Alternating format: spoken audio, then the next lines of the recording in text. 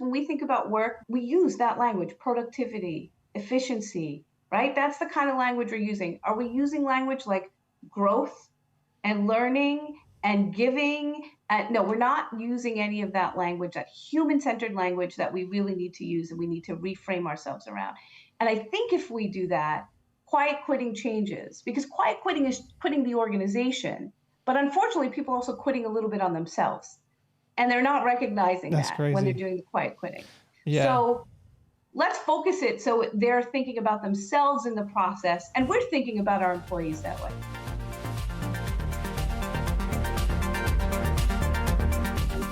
Hi everyone, welcome back to another episode of the HR Leaders Podcast. On today's episode, I'm joined by Seema Bhansali, Vice President of Employee Experience and Inclusion at Schein.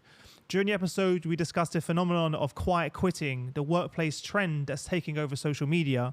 We also talk about why the workplace needs a renaissance and how we've been socialized to look at work the wrong way. As always, before we jump into the video, make sure you hit the subscribe button, turn on the notification bell, and follow on your favorite podcast platform so you never miss out. With that being said, let's jump into the video. Welcome to the show, Seema. How are you? Awesome. Thank you, Chris. This is great to be here. I've been really looking forward to chatting with you. Amazing. First and foremost, we can't skip over those earrings. I mean, they're significant. They bring the energy. They bring energy. I have to say. Where'd you pick those up? Especially. Where'd you pick those up?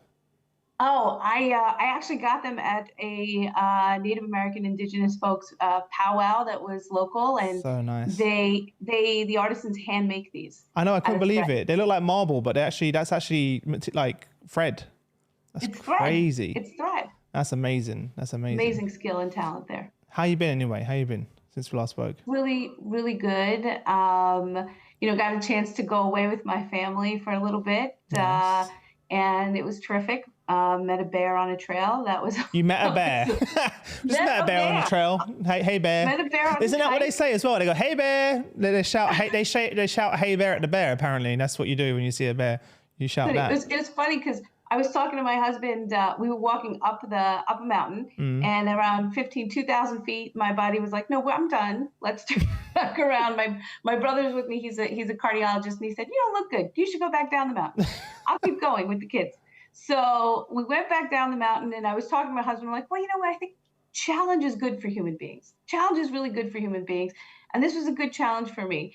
And then he stopped me and he goes, well, here's another challenge. There's a bear right to your right. Do not panic. Oh, my. You know when someone says to you, don't panic, what is, that sends a signal straight to your brain saying, panic. Panic. Run. But he was really, I gotta say, so challenge brings out the best in you sometimes, brought out the best in my husband. He grabbed two rocks. He knew that black bears kind of are scared. And so he grabbed two rocks from the side, banged them together, kind of made a lot of noise. And the bear went off in one direction and we could quietly walk down the mountain after that. But I got to tell you, it didn't bring out the best in me. It brought out the best in him, not necessarily in me. That run instinct was really strong. It brought up your heart rate. It brought up my heart rate. Definitely brought up my heart rate. And I thought, why did I go on this trip? You're like, yeah, I've already done enough already today. I mean, you're like, yeah, wow. That's I don't know how I would react. I know that is what you're supposed to do, though, what you said as well. But being in the situation, I'm not sure if I would respond the same as well. Yeah, and now I know if there's a bear attack, my husband's going to protect us. That's the thing in the UK. Like, I think about this all the time because I'm into like nature and animals and everything in between. Like, we don't have anything in the UK that can hurt us. Like we look like, you think about America or like Australia, they got like little tiny insects that just kill you, like or like a bear or something like that. We have nothing to fear. The only thing we fear is when the train strike happens and we can't get to work. That's it. That's about it. We're like, tube strike. We're like, no, we can't go to train. But first world problems. That's a human challenge for you. Yeah, I'm like, listen to yourselves, your first world problems everyone, as well. But tell everyone a bit more about you personally. You mentioned obviously the family, but also this journey of how this role became to be. Yeah, so I mean, I never thought I'd be here, but I think every good story starts with that. And I really started off being a religious studies major. Believe it or not, that's where I thought I was going to be. And I'm the child of immigrants. So my father looked at me and he said, how in the world are you going to make a living with that? I was about to You better go to law school. That's such a like a lot of my friends are like children of immigrants, and that is a typical response.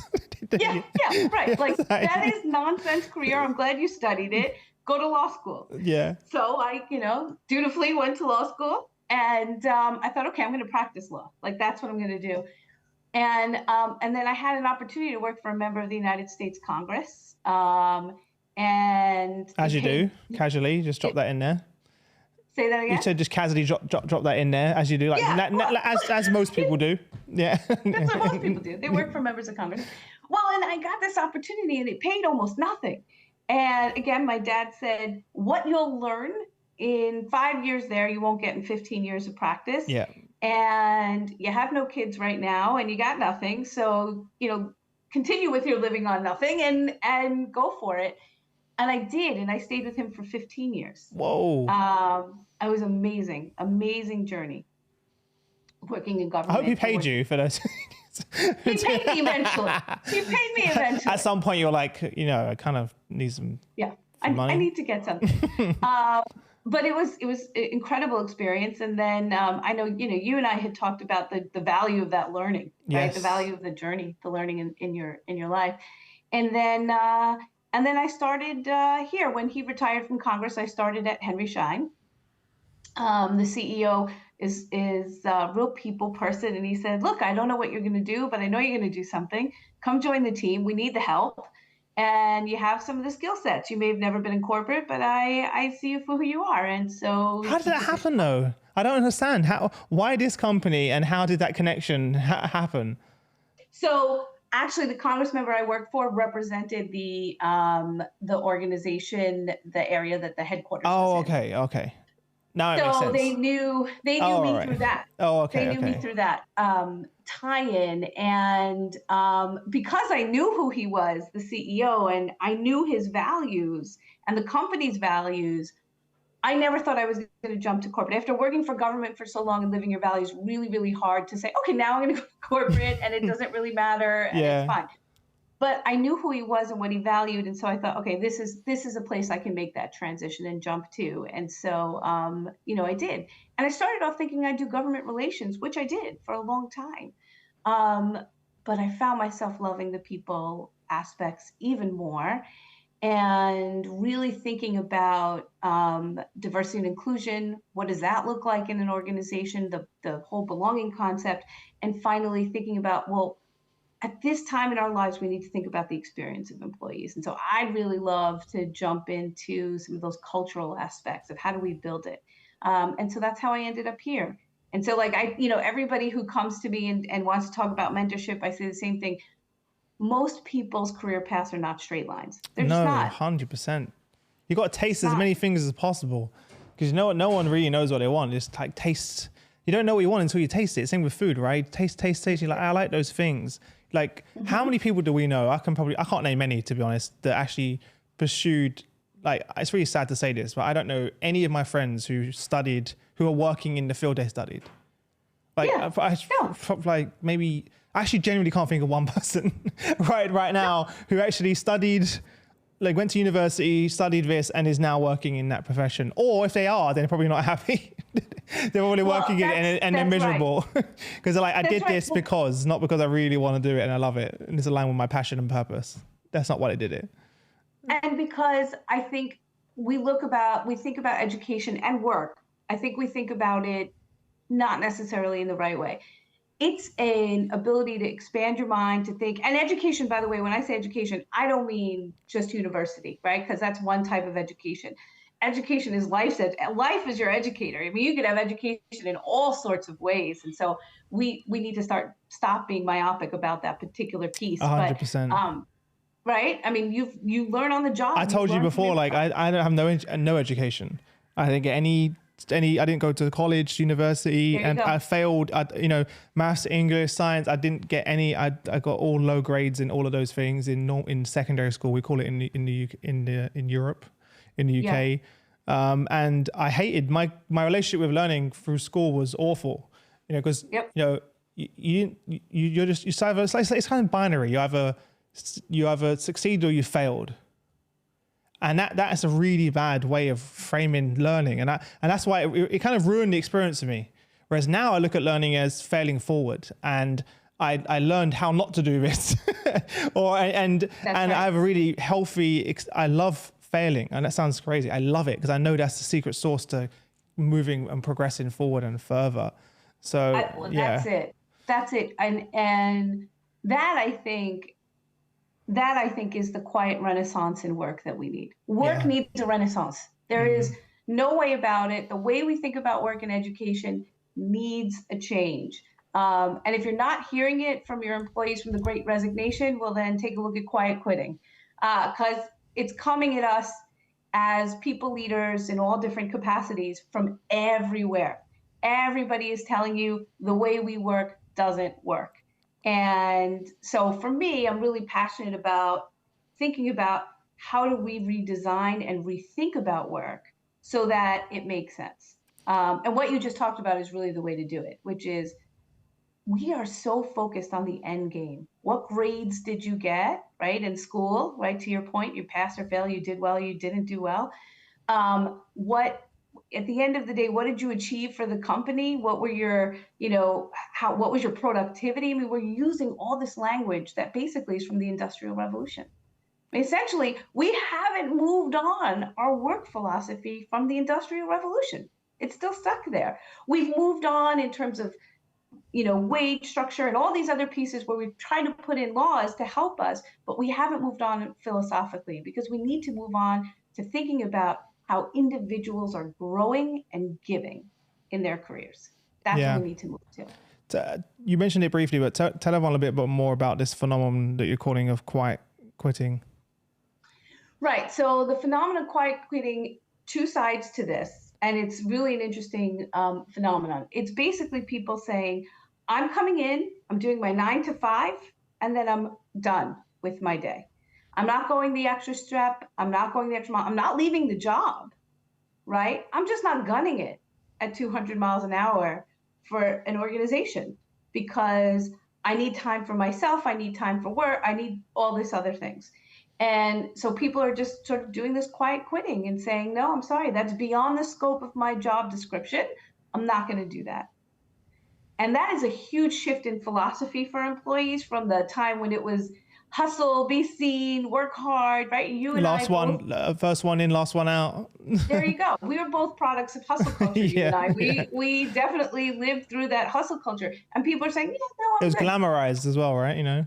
Correct. Yeah. Even when you burned out and you were sick and you were anxious, and we still did it because we were told. Still did it. Yeah. And then it's those people who are like, well, I did it, so you should do it because that's the way to grow and learn.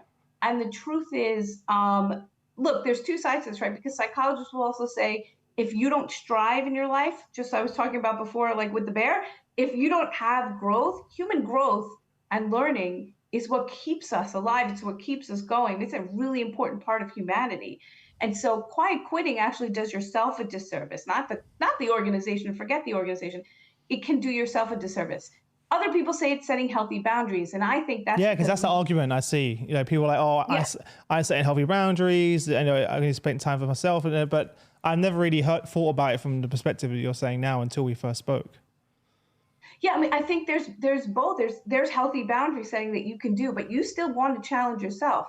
And that's because when we think about work, we think about, we use that language, productivity, efficiency, right? That's the kind of language we're using. Are we using language like growth and learning and giving? No, we're not using any of that language, that human-centered language that we really need to use and we need to reframe ourselves around. And I think if we do that, quiet quitting changes, because quiet quitting is quitting the organization, but unfortunately people are also quitting a little bit on themselves and they're not recognizing that when they're doing the quiet quitting. Yeah. So let's focus it so they're thinking about themselves in the process and we're thinking about our employees that way. Is this across multiple generations? Because I'm seeing it mainly in the younger kind of generations that are coming into the workforce. What are you seeing? Yeah. I think it's a little bit amongst the younger generation. It's definitely amongst the younger generations for sure. But I'm Gen X, And it is absolutely happening in Gen X too, because they're now the sandwich generation. They're exhausted. They've been through COVID. They've got kids. They've got parents that they're caring for. And they're like, I can't give anymore. I'm done giving. That makes sense. I've got friends actually saying it. Yeah, I've got friends who have taken pay cuts and they're just like, I just want to live this life. I don't want any more than this. Kind of what you're saying. They want to go in, do their time, and then that's it. They're out. And right, because at the end of the day, we're only looking at them in terms of the results that they give. You're not talking to them about who they're becoming. Because the things that we learned, and I'd love to hear from what your thoughts are on it, because I really think the things that I went through in life were about who I was becoming every single step of the way. I'm not sure I recognized it while I was going through it. I wish I had learned that. Yeah.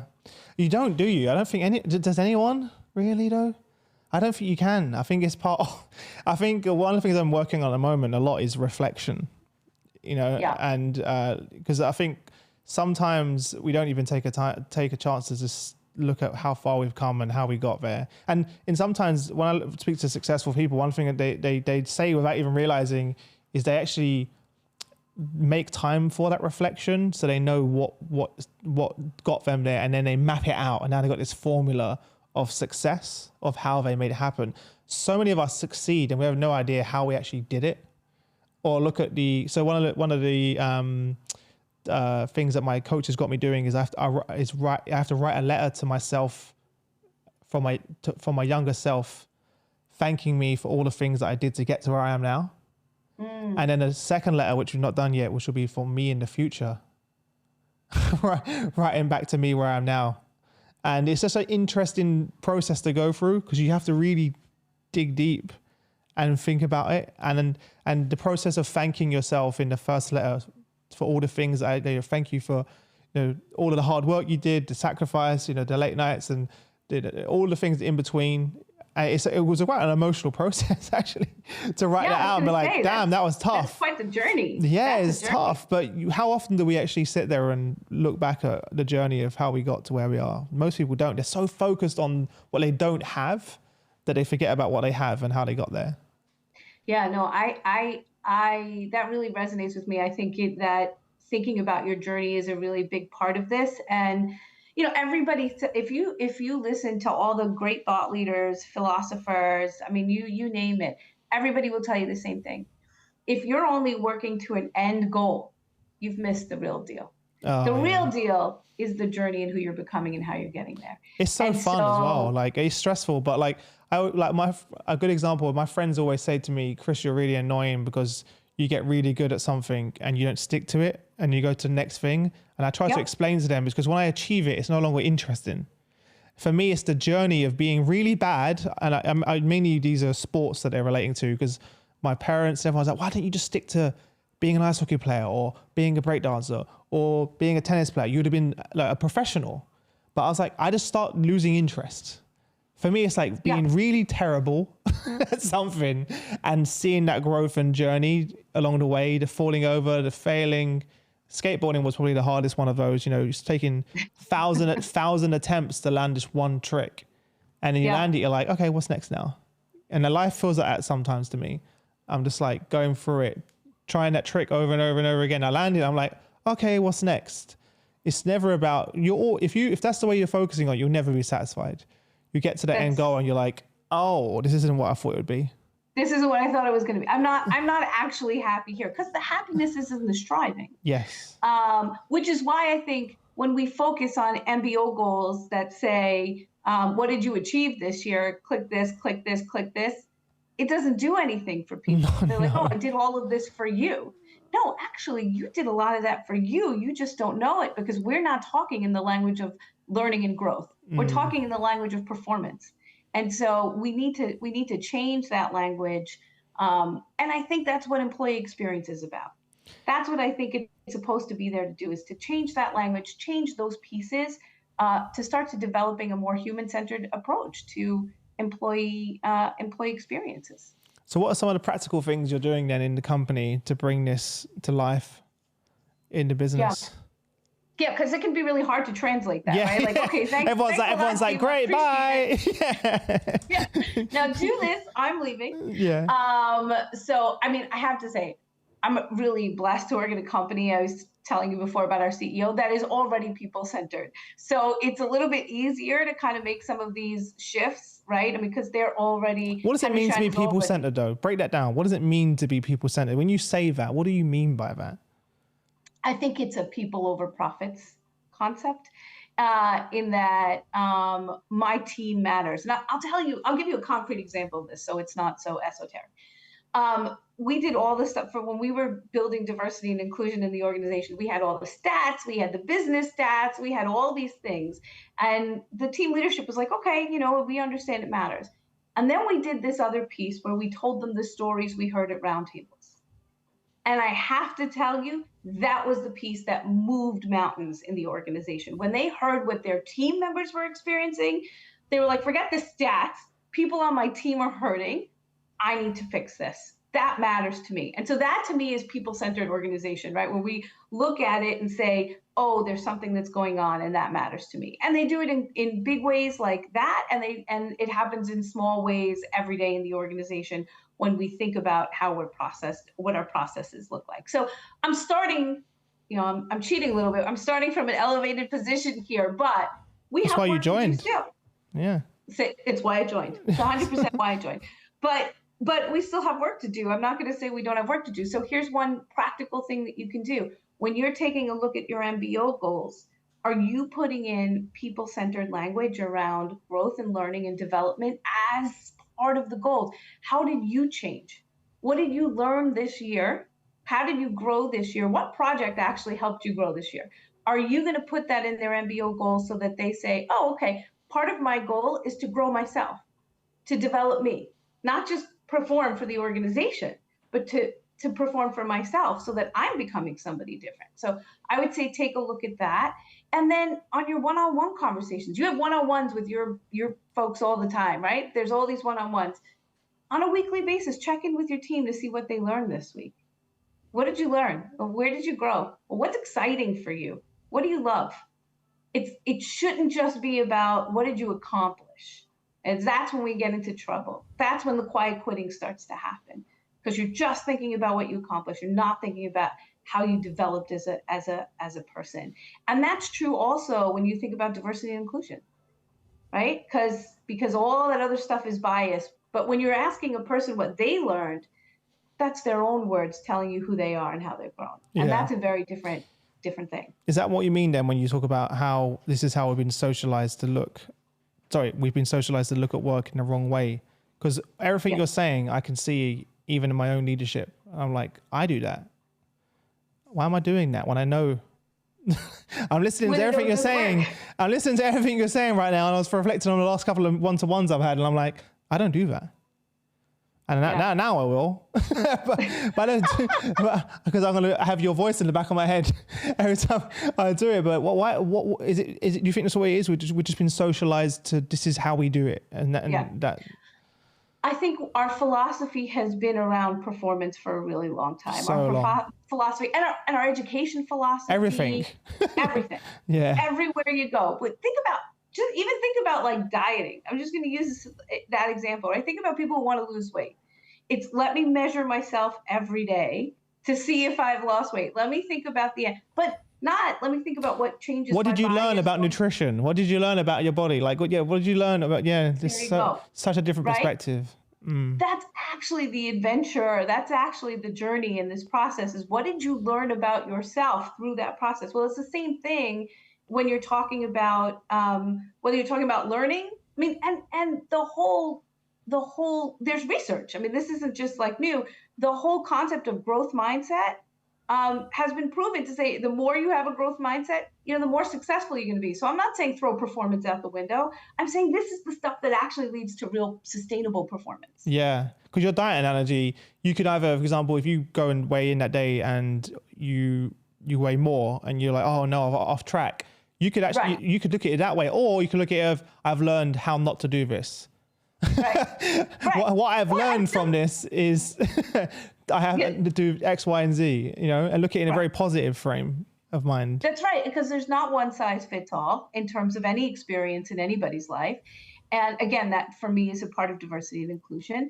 But I also think it is, what else did you learn? Like, have you started exercising? Are your lungs stronger? Is your heart, are you in better shape, even if the weight didn't change the way you Yeah. thought?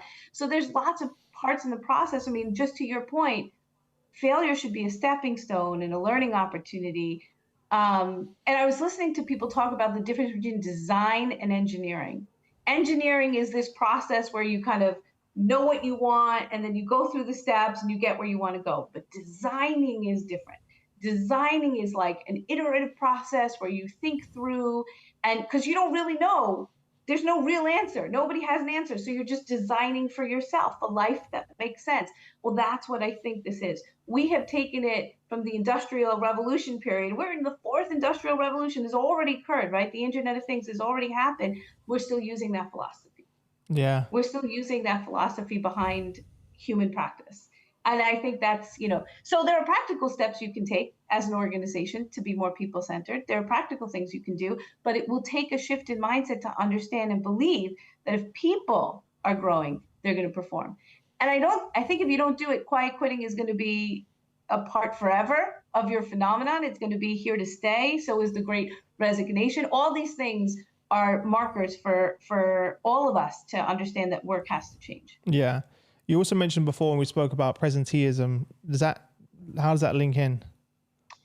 Yeah, right. Presentee-ism is this concept of being here. It's a lot like quiet quitting. It's this. Yeah, is it the same? Is it the same? It's the same. It's this concept of I'm here, but I'm not. My passion, my interest, my energy is not here. Same. It's not with you. Yeah. I'm checking a box, and I'm done. Do you think some people will say, "Oh, that's why we need people in the office because they're not engaged"? Do you think that's an excuse? I think it doesn't matter. No, I agree with you. I just think if people use that as an excuse, I wonder if people use it. I agree with you. I think people will use that as an excuse. This has nothing to do with that. Like, you could be in the office and still do that.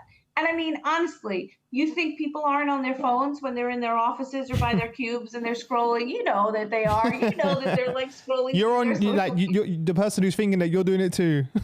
Yeah. Yeah, right. Everybody's doing it, right? So don't tell me that. It doesn't matter where you're located. Energy is not about your physical location necessarily. It is about what's the philosophy behind how you're showing up at work. Yeah. It's interesting because your role is quite interesting as well, because obviously you look after the employee experience and inclusion. Was that by design, or did you take the inclusion on after the piece on after?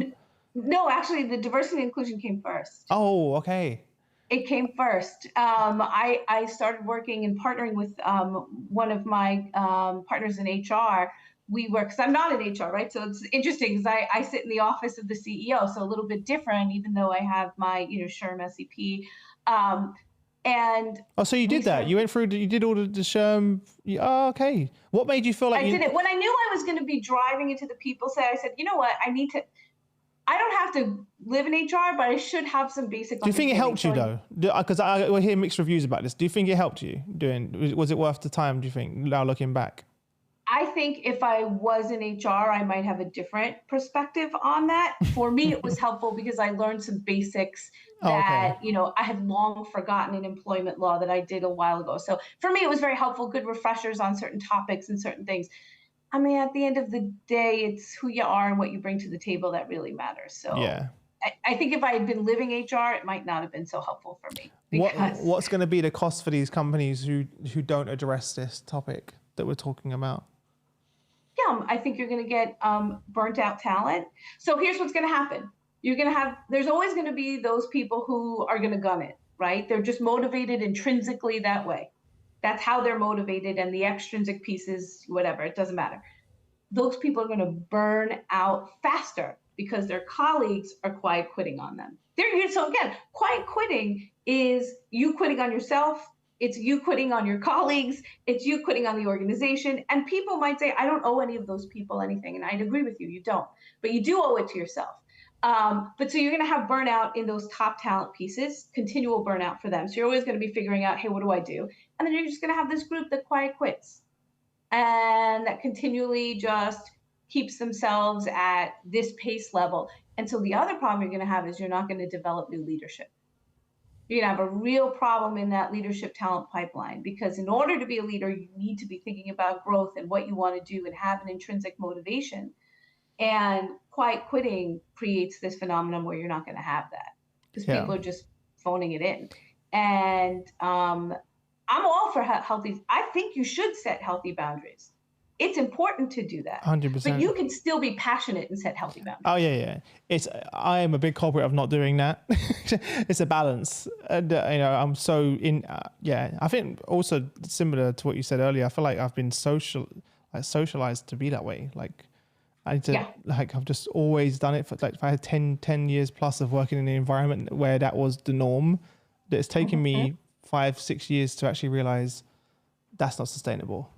It's not sustainable. Well, I think that's where the quiet quitting is coming from, honestly. Like I'm not downing anybody who quiet quits. I think it comes from them having seen their family members, how many people were writing emails when they had heart attacks, and how many people on their deathbed said, I wish I'd worked less. I mean, we hear it all the time. Oh, you do? So, yeah, but I know where it's coming from. The question is, how do you resolve it? And it's really up to organizations to take the helm and say, hey, we need to lead differently. We need to think about our employee base differently and their experiences differently, instead of pushing them until they break. How do we identify people? How do you identify people who are quietly quitting? Yeah. I think you see that their passion is turned off a little bit. They're not raising their hand to volunteer for new assignments or new projects. They're not available for anything outside of the scope or the range of what they said their job. They're saying to you, that's not in my job description. And I think the worst thing you can do as an organization is punish those people. If you punish people who are quiet quitting, you're going in exactly the wrong direction. If you listen to those people and say, okay, I get it. You don't want to take anything. Tell me what's going on. What happened? Why are you disengaged? And how can we help? What do you want for your career growth? Because I think people are like, what am I doing all of this for? And we're still working on a model of money for performance. I pay you, you do the job. That's the model we're working on, right? Intrinsically, because we haven't started talking about, yes, I pay you, but you're growing as a person, you're developing your career path, you're developing who you are, and that's really important to us too. And we want to give you opportunities to do that. Yeah. And they may feel like, oh, because I'm sure the reaction of some leaders is, well, you never said anything. And I'm sure in their perspective, like, well, you never asked. Right? When was the last time you asked me how I am and like what am I excited about? What motivates you? So. Yeah, right. That's the beauty of changing your one-on-one styles with your team and saying, like, you can bring it out. Because then you can nurture. Think about the expertise you might be able to nurture. Think about yourself. What did you say? You love to take a project and then go for it until you've mastered that thing, right? How many people are out there that may be like that and just don't know how to activate it? You might be self-motivated to do that, Chris, but I don't think everybody is. If you have that conversation, you can see a spark in somebody. You take that spark then, and as an organization, you see, I see a spark because I've asked. To your point, I've asked them, and now I'm going to help them drive that spark within themselves. I just realized, by the way, that I literally quietly quit my last job and then started this company because I was in the job for so long. I reckon the last 5 years, I was just doing what I needed to do to get by because I hit this learning, this plateau. And I remember actually going to my leadership team saying it, and they just threw it back in my face. And then I said, look, I want to do more. I want to take on more projects. I've been doing the same thing. They're like, and they was like, stay in your lane. Your sales director staying. I'm like, yeah, but I've been doing the same thing for 10 years. Like, I'm not growing anything. I was like, let me go work in marketing, production. I was like, anywhere. Like, let me go and grow and develop in somewhere. Literally. And I was coming with all these ideas, and I was like, I'm just going to go and start a company and do it myself. I took the extreme version of it. That's extreme quiet quitting. You actually quit. I quit. Yeah, I was like, I'm going to go and... Because also, when I was having interviews in other companies, I was asking them similar questions about growth, development, opportunities, and they were very siloed. Like, you're here, you stay here. And, maybe I just interviewed at some bad companies, you stay here. And I was like, I can't do this again. I can't do this again. Yeah, I'm not going through that again. I'm not doing that again. Well, yeah. And there's a concept in our organization we use called intrapreneurship, right? There's entrepreneurship, which is outside. Yeah. Intrapreneurship is inside. I would have loved that. I would have thrived in a company like that. Yeah, exactly, right? So that environment where you have intrapreneurship opportunities, if you balance that out with healthy boundary setting and you ask people what they really care about and then give them wings to drive it, that's where your organization is going to thrive. You're going to be ready for the next thing that happens because you've got a whole bunch of people who are passionate, interested, and have opportunity to grow. But what you just said about, I think you made such a pivotal point here. The entire economy has changed with the Internet of Things and with the ability to go outside and make your own space. What did you do? You left and said, no, I'm going to make my own space. I'm going to do my own thing. And there are so many more opportunities to be entrepreneurs, from Instagram to be, influencers. By the way, that's what encouraged me to leave, by the way, because there was years before that where I didn't think to see it. And I was like, wait a minute, I can build a website for £150. That's right. And it's building blocks. I can grab this building block here and all of a sudden I've got a professional looking website. Oh, I can go and grab a Stripe account and now I've got a payment gateway. I can take payments. Wow, I've got an app over here that can do my finance. And they all plugged in through APIs. So I was like, wait a minute. All these fears I had because originally I was in sales, so I know how to make money because that's what I did. I brought in millions of pounds of revenue. Tick, we're not going to be poor. We can make money as a business. And then it was like, oh, but I don't know anything about marketing, finance, operations. And I was like, wait, I can do all of these things because we're living in such an amazing era where we have the technology and platforms at our fingertips at a price point that makes sense. Whereas, 10 years ago, you couldn't have a finance platform. It'll take you thousands of pounds to build a website, if you didn't know how. It was very hard back then. We didn't have the tools we have now. And it was that moment where I ran out of excuses. Like I remember sitting down with a piece of paper and me and Schein had all the reasons why we should start a company on one side of the paper and all of our excuses basically of why we shouldn't on the other. And it just so far outweighed on the side of go and do it. And our fears were obviously in finances, personal finances and fears was all in there. And we're like, we just got to do it. But you're right. There's never been a better time right now. Never been. So companies are not just competing with other companies, which is what it used to be, right? Yes, that's what it was. You're right. You're competing with a person's own ability to go out and do their own thing and say, well, I can do my own thing pretty quickly and I'm going to do that. Even access to funding is so much now. Back in the day, to get access to capital was like you'd have to know someone who knows someone. That's right. Yeah. Whereas now you can go and apply for funding for different VCs and different startup incubators all over the place to be able to do that, and it's accessible to people. It's accessible to people, and you have sponsorship from other organizations that if you're going to sell their product, then you can have an Instagram and sell their product a little bit, and then just keep going. And so you have all these different revenue streams, and people are like, well, I'll just develop myself if you won't develop me. Yeah. Simple. And so that's why quiet quitting is happening all over the place, right? Because I think the other thing that's happening is quiet quitting comes along with eventual quitting, but right now we're just building ourselves. So I'm going to quiet quit while I build my own personal thing, and then I'm going to quit when that thing is up and running. Is there any research out in terms of like what they estimate the percentages of companies that have this population? Is there been any research? I don't know how you'd even measure that, or have that number. I'm just wondering. I'm sure someone's got some data out there. I actually think there's data. So I think I actually just saw something around 76% of people have considered quiet quitting. I'll take a look and send it to you afterwards. Yeah, you'd be interested to know.